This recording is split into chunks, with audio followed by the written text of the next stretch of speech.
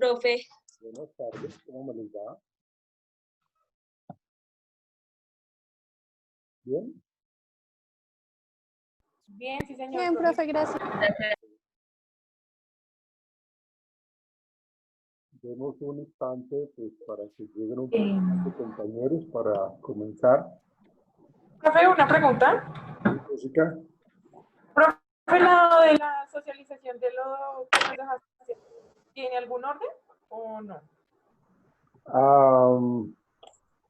pues inicia Paola, luego sigue Nicole y luego terminas tú, Jessica. Ah, ok, listo, profe, sí. Gracias. Me gusta.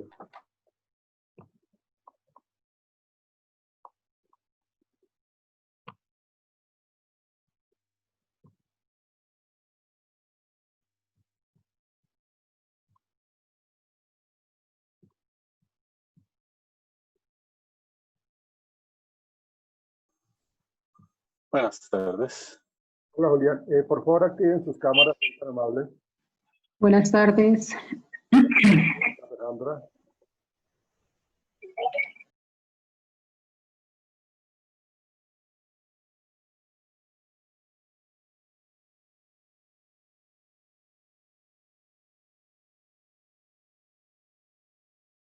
Sus cámaras, por favor. Profe, Paola. ¿te envío las diapositivas o las puedo compartir desde acá, desde mi pantalla? Tú me dices, bueno, tú inicias, ¿no? No, tú me dices y yo te habilito para que puedas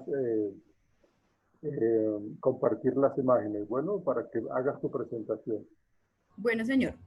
Bueno, señorita, Gracias. con gusto. ¿Tus cámaras? Ahora sí.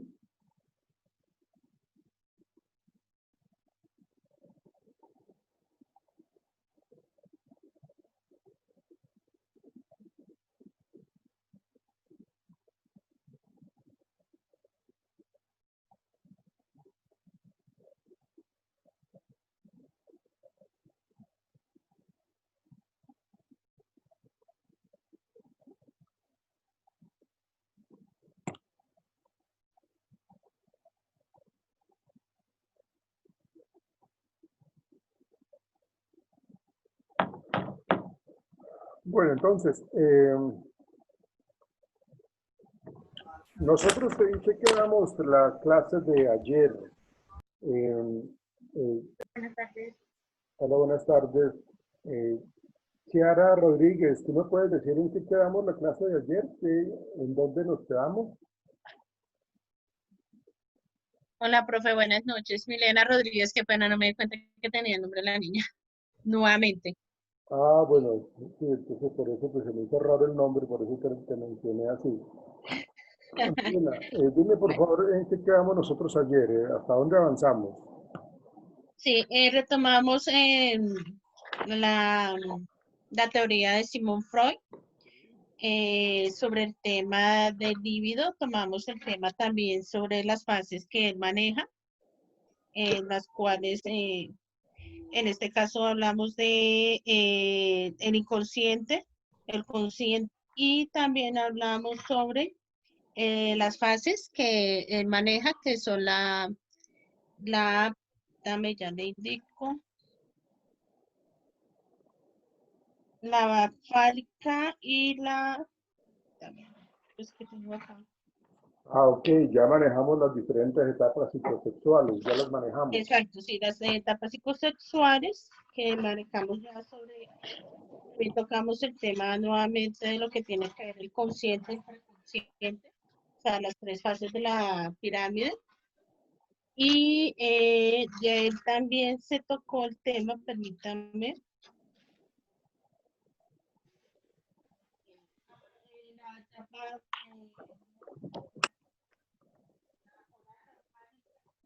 que va de los 0 a los 18 meses, a la que va de los 2 a 3 años, la fábrica de 3 a 6, y la de lactancia que va de 3 a 8 años. Y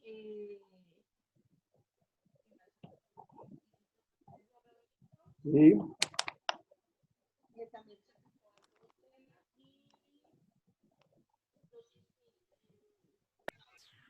¿Qué más? Muy se escucha re lejos. ¿Ya? ¿Ahora me escuchan? Sí, está más claro. Sí, gracias. Sí, ese fue, digamos, como la retroalimentación que tomamos nuevamente, hicimos porque nos faltaba terminar de socializar estas fases de... Y bueno, la reto era pues, entonces, lo que se había tomado para los chicos de hoy, las exposiciones para ellos. Ok.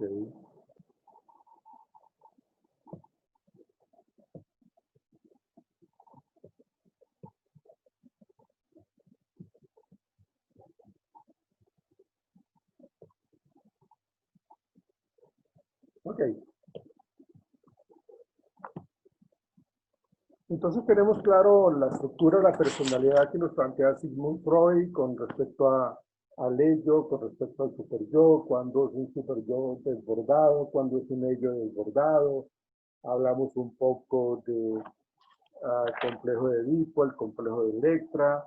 Hablamos un poco del inconsciente, del consciente, hablamos de los sueños, del impulso sexual, de la catarsis, de la importancia del sueño para Sigmund Freud. Estábamos hablando del desarrollo psicosexual en las diferentes etapas de la oral, la anal, la fálica, la latencia. Eso ya todo lo abordamos, ¿no? Sí, señor. Ok. Antes de comenzar, quiero que hablemos un poquito rápidamente de los mecanismos de defensa. Entonces yo quisiera escucharlos a ustedes, no sé quién me pueda explicar o quién nos pueda explicar, por favor, el mecanismo de defensa de sublimación. ¿Quién desea mencionarlo? Julián, ¿quieres comentar algo, Julián? Sí, señor, pues bueno, para iniciar, me gustaría mencionar que como tal los mecanismos de defensa son modelos o son métodos incorrectos para resolver conflictos, ya sean situaciones de alto estrés o situaciones en las cuales no podemos reaccionar o responder de manera coherente y eficiente. Pues ya lo que tenía que ver, lo que preguntaba el profe acerca de la sublimación, yo encontré que, pues bueno, es uno de los métodos, de los mecanismos de defensa más utilizado o más aceptable, y es lo que tiene que ver con enfocar esa pulsión sexual o esa energía de esa situación que no se puede controlar de una manera no sexual. Lo que puedo entender es que es enfocarlo más como a realizar alguna actividad deportiva, generar alguna actividad, pintar, dibujar, hacer algo que nos haga olvidar o que quite nuestra mente o nuestra cabeza de la situación por la que estamos pasando. Ok, sí, es exactamente eso, Julián, gracias. Pues precisamente en la sublimación apunta a que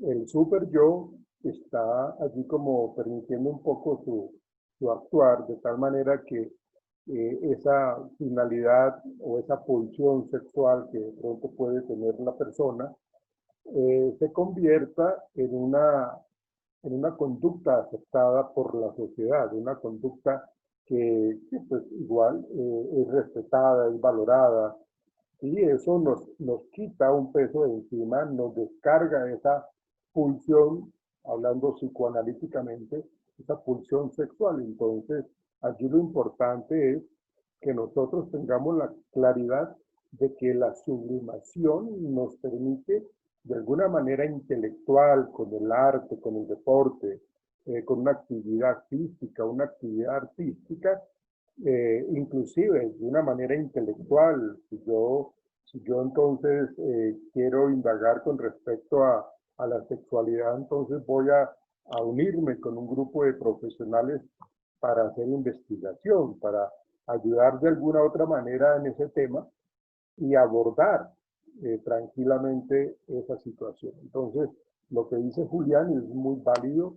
Eh, todos los mecanismos de defensa le ayudan a la persona o nos ayudan a descargar toda esa tensión, a tratar de tener la posibilidad de disminuir la ansiedad, el estrés, la angustia, el miedo o la culpa. Vamos a mirar más adelante por qué. Eso sería la sublimación. Gracias, Julián, muy amable. Diego, ¿vas a comentar algo?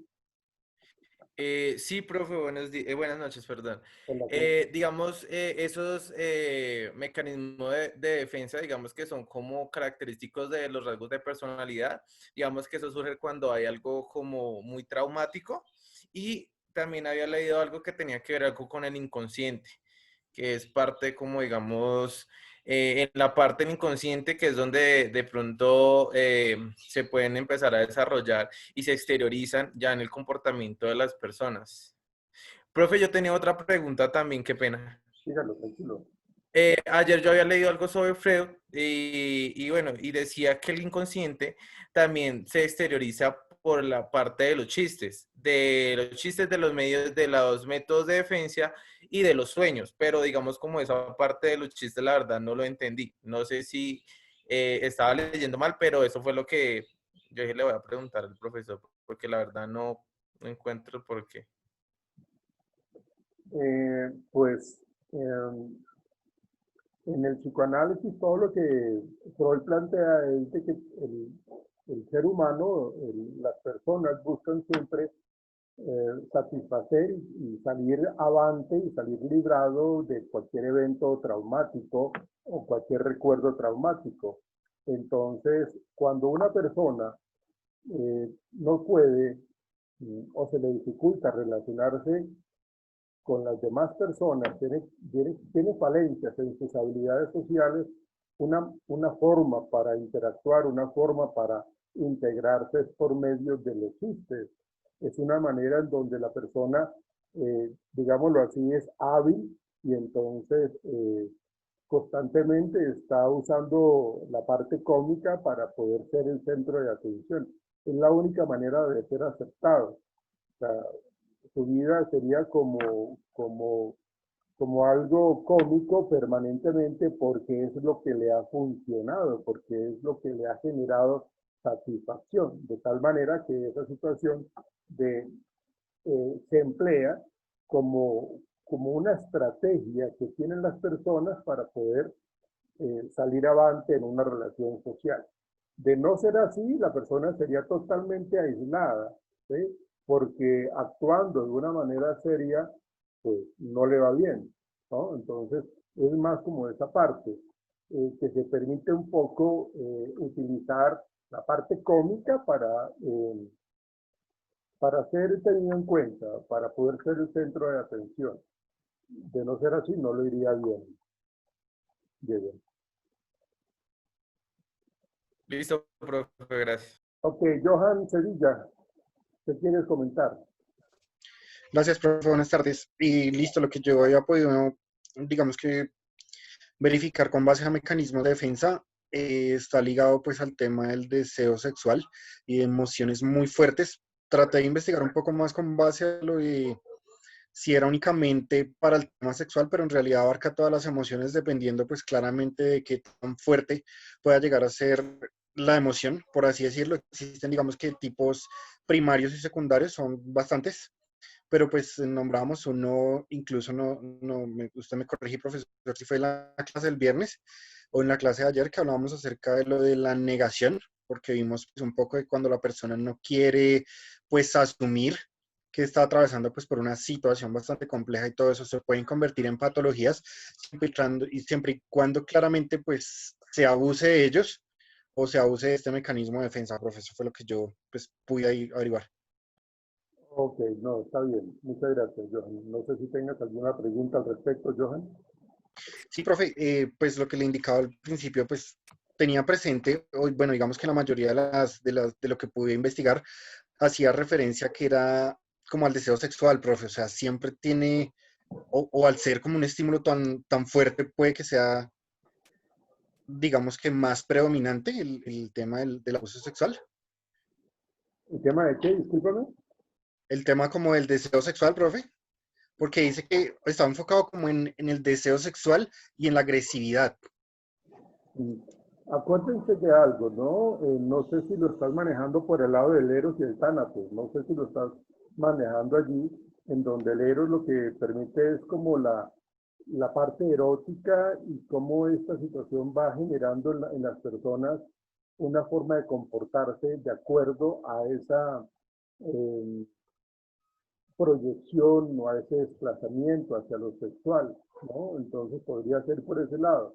Si estamos hablando de la destrucción, entonces es algo muy característico de nosotros, los seres humanos, que a veces generamos relaciones que son bastante nocivas, en donde generamos dependencia, generamos cierto tipo de relación punitiva. Entonces eso me lleva a mí, Johan, a permitir en cierta manera el maltrato. Como que se está aflorando allí el masoquismo, en donde yo permito el maltrato para evitar problemas.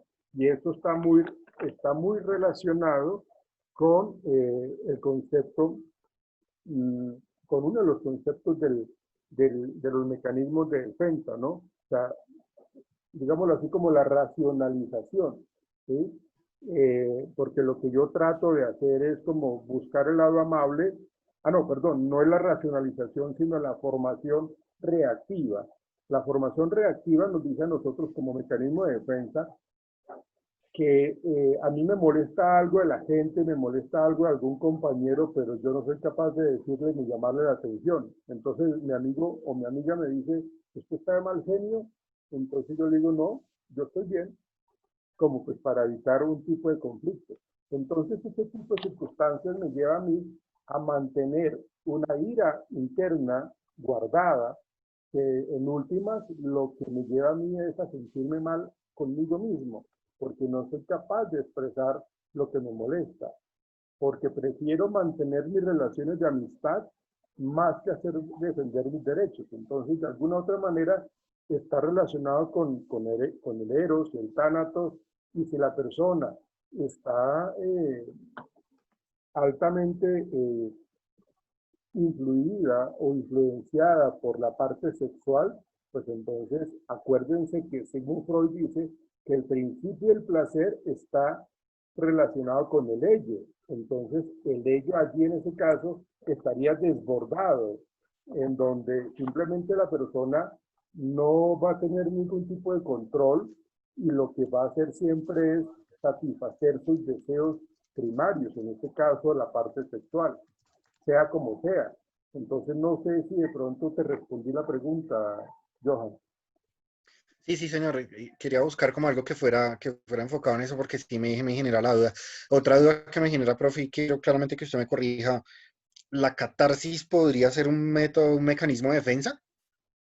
No, la catarsis es una forma de abordar un poco la problemática de las personas, de los pacientes. Ustedes, nosotros todos podemos hacer catarsis en cualquier momento y es contar, digamos, mi situación problemática en el trabajo, en la casa, con mi pareja, con mis amigos. O sea, yo puedo tener una gran cantidad de dificultades, entonces lo que yo hago, digamos, yo me encuentro con usted, Johan, y lo que voy a hacer yo es expresarle mi sentimiento, y ahí estoy yo haciendo catarsis, ¿sí? Usted me está escuchando y usted va a opinar al respecto, ¿sí? Entonces yo lo que hago con la catarsis es expresar, sacar de mi sistema, hablar tranquilamente de las cosas que yo considero, pero tengo que hacerlo. En la medida que yo me guardo todo eso, pues entonces mi pulsión, mi tensión va a estar siempre allí como muy latente, está allí como muy fuerte y no me permite solucionar nada. Pero si yo sé que Johan Sevilla me escucha, me atiende a mi conversación, yo puedo hacer catarsis. Entonces la catarsis es una manera de sacar de mi sistema, de mi organismo, toda esa tensión. Y seguramente después de haber hablado con Johan, voy a tener la posibilidad de sentirme menos tensionado.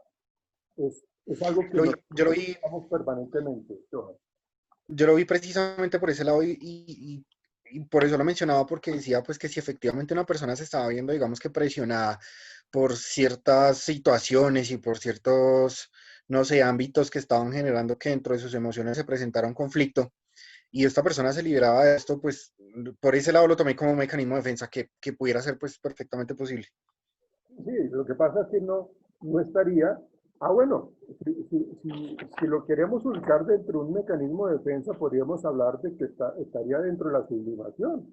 La sublimación fácilmente entendible de que estamos hablando usted y yo, y eso es algo aceptado socialmente. Eso es algo que en la comunicación que tengamos usted y yo, estamos entendiendo y estamos tratando de solucionar algún tipo de conflicto, solamente con el hecho de hablar y de escucharnos. Acuérdense que la sublimación nos invita a que nosotros tengamos una respuesta adaptativa, una respuesta socialmente adecuada, y eso sería algo intelectual, inclusive, eso sería algo de comunicación. Y eso es algo que está bien, porque lo estamos manejando de una manera cordial, atenta, ¿sí? Inclusive puede utilizarse un poco la vulgaridad, pero eso es algo entre usted y yo, que nos entendemos de esa manera, pero no le estamos haciendo daño a nadie, ¿sí? Cosa que yo no voy a hacer si yo estoy en una consulta en donde yo, con un médico, no con un psiquiatra, no con un psicólogo, yo no voy a expresarme de una manera soez. Entonces ahí ya esa comunicación no me permite hacer esa catarsis, porque no lo veo como el contexto adecuado, Johan. Ok, profe, sí, clarísimo. Muchísimas gracias, profe. Ok, Dinalú, ¿tú querías comentar algo? Sí, profe. Profe, yo tengo una pregunta sobre los sueños. Ok, vale. Bueno, ¿qué nombre tiene, por ejemplo, cuando uno sueña y lo que uno sueña sucede? Miren, no me metan en esos líos, por favor, porque yo no soy psicoanalítico, pero yo no les puedo decir que si usted sueña con el agua es porque usted se va a forrar en plata. No, a eso no me refiero. O sea, por ejemplo, ¿qué le digo yo? Por ejemplo, que mi hijo va a tener un accidente y lo tienes en algo así relacionado. Porque yo sí, o sea, hay una vecina y ella lo que ella sueña siempre sucede. A eso me refiero. O sea, yo no lo estoy diciendo es que si sueño con plata, ¿qué puedo decir yo al respecto de eso? O sea, eso es algo que sucede casualmente. Eso son consecuencias, secuencialidades, asociaciones, pero científicamente no te lo podía yo explicar. O sea, significa que esto es algo que se está manejando algún soporte científico con respecto a que cada persona que sueña con algo, entonces va a suceder algo después. En este sentido, yo no te podría colaborar en aclararte eso. Lo único que yo te puedo decir es de que nosotros como hombres de ciencia tenemos que determinar algunos tipos de conductas asociadas a los sueños, a las pesadillas, a eventos traumáticos, a eventos importantes que quedan, que son significativos para nosotros y que de alguna u otra manera se están haciendo manifiestos en el sueño, ¿sí? Los estamos como interpretando de esa manera, pero que si una señora se sueña con algo y al día siguiente o a la semana sucede lo que ella soñó, caramba, no podría. Tendríamos que hacer una investigación científica de ese estilo, pero ¿cómo lo controlamos? ¿Cómo controlamos las variables? ¿Sí? ¿Cómo controlamos eso de que, porque uno no siempre va a soñar de la misma manera? Fíjense cómo nos estamos metiendo en un lío de esa índole. Dígalo, no puedo colaborarte en estos pasos. Ok, profe, muchas gracias. Ok. Alejandra. Gracias, profe. Mira, yo también lo investigué, como Johan, pues también dice que se divide en dos tipos de mecanismos, como es el primario y el secundario, pero se subdividen en 4 fases, que es el narcisista, el neurótico, el inmaduro y el maduro. Pero hablando específicamente de la sublimación, pues no me lo clasifican en cuál de esas cuatro se puede pues colocar, ¿no?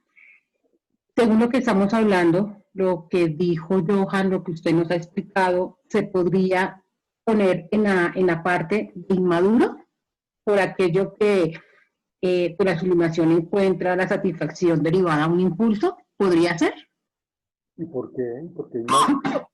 ¿Por qué? Perdón, profe, no le escuché, disculpe. ¿Por qué crees tú que se deba ubicar en esa clasificación de inmaduro? O sea, lo que nos plantea la sublimación es que yo estoy buscando una manera adecuada de enfrentar la vida. Yo estoy buscando la manera adecuada de salir avante en un conflicto. Yo estoy tratando Sí, pero como es derivado a un impulso, entonces muchas veces tenemos impulsos que no son controlados. O sea, por ejemplo, que me digan algo y yo responda impulsivamente, pues ofendiendo, por decirlo de alguna manera. Eso sería o sea, una fase como de inmadurez, ¿no? No tener esa capacidad de controlarse. No, pues entonces estaría ubicado en el rango del neuroticismo, porque el neuroticismo nos está diciendo que yo respondo con agresividad, el neurótico, ¿no? Entonces, si lo queremos ubicar de esa manera, así como tú lo estás mencionando, como ese impulso, entonces si yo no lo puedo controlar, entonces estoy tratando las cosas siempre de una manera en forma neurótica, entonces los estaríamos ubicando allí. Pero como te digo, si tú estás mencionando de que la persona reacciona agresivamente, pues no estaríamos hablando de la sublimación.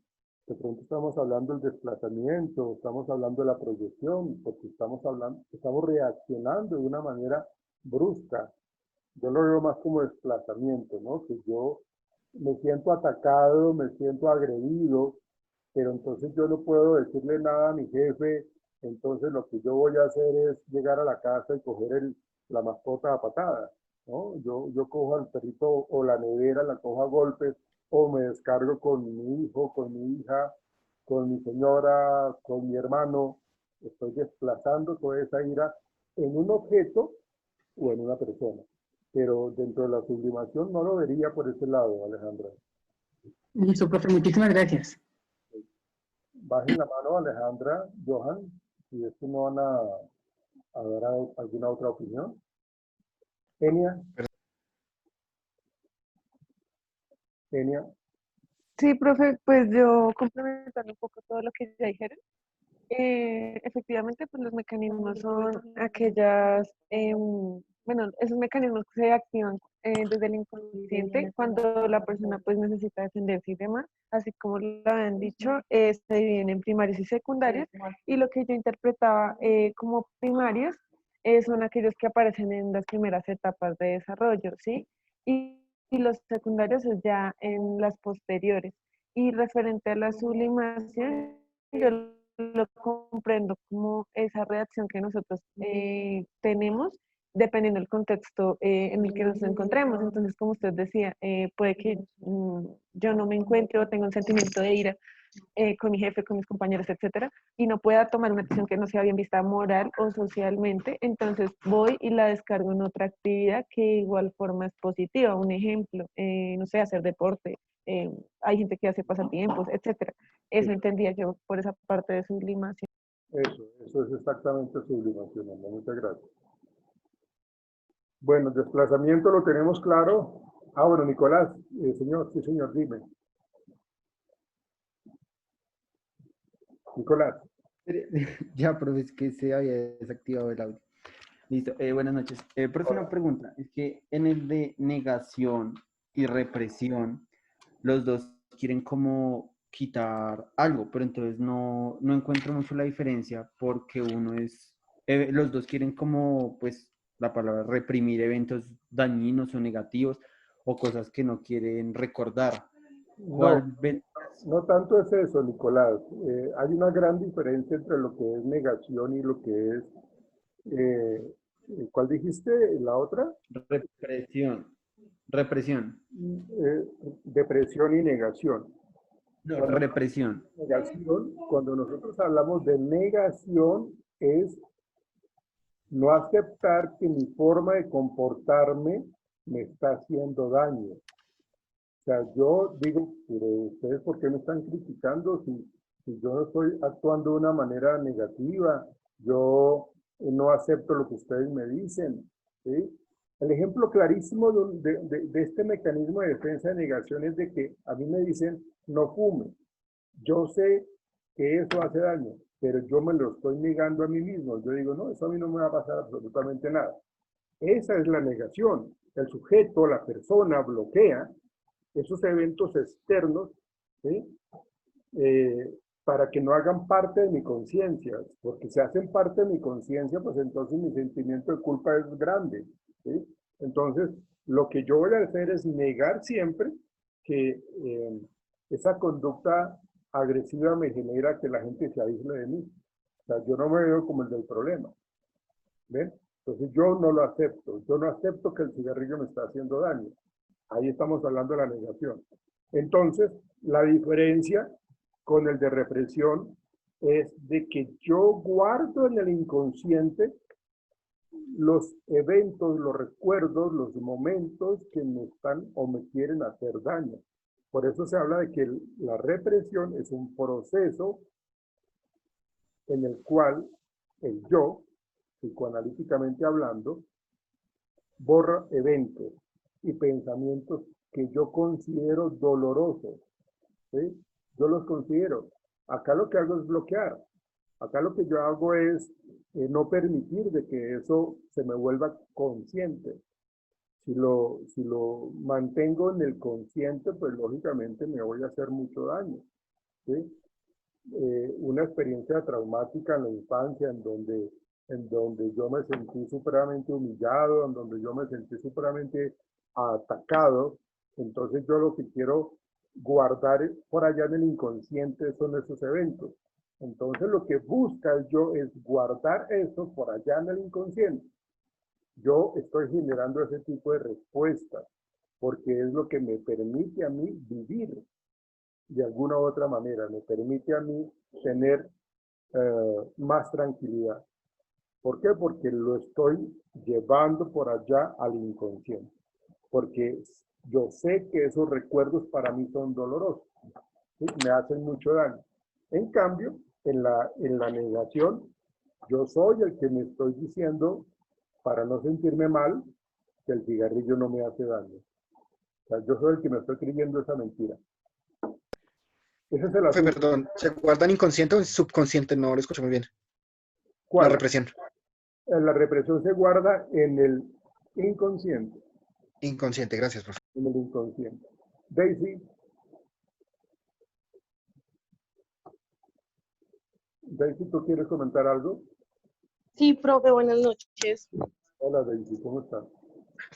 Bien, sí, señor. Profe, una pregunta. Digamos, cuando nosotros tenemos bloqueos o reprimimos cosas, bueno, se supone que es pues cosas que nos hacen daño y es para evitar el dolor, pero de alguna manera se ven afectadas algunas áreas. Por ejemplo, digamos, lo que pasaba en la película. La chica estaba reprimiendo sucesos, lo que había pasado en el tema de la violación, pero de igual forma ella intentaba, digamos, como hacerse daño.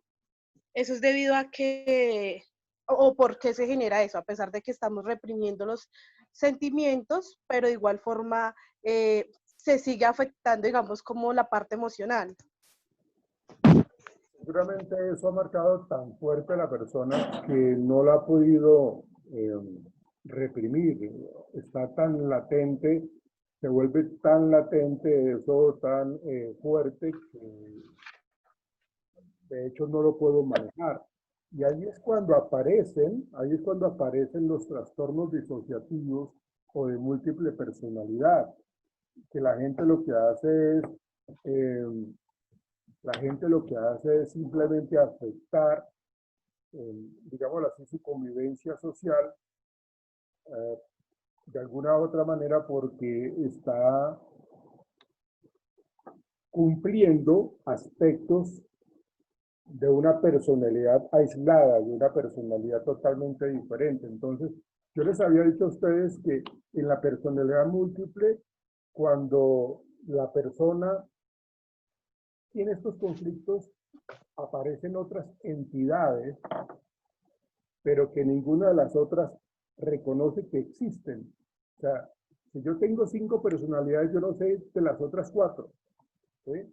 Entonces, por eso, seguramente lo que tú estabas planteando, Daisy, es tan fuerte eso que la psique me obliga a mí a desdoblar mi personalidad, digámoslo así, a crear nuevas personalidades que me ayuden a mí a salir adelante de este conflicto. ¿Sí? Entonces, por eso se presentan esos trastornos de personalidad múltiple, como tal, Daisy. Ah, claro, y ahí es donde también hay un desgaste, digamos, reprimir cosas en el inconsciente cuando son o afectan tanto a la persona emocional y en todas las áreas. Es un desgaste físico y también mental, ¿no? Debido a lo que usted decía, son cosas que intentan volver a salir. Sí, claro, claro. Yo les he recomendado esa película que no sé si ya la han podido ver, pero esa película nos muestra muy claramente cómo deberían vérsela. Esa está en ¿Cuál, YouTube, profe? de 5 personalidades.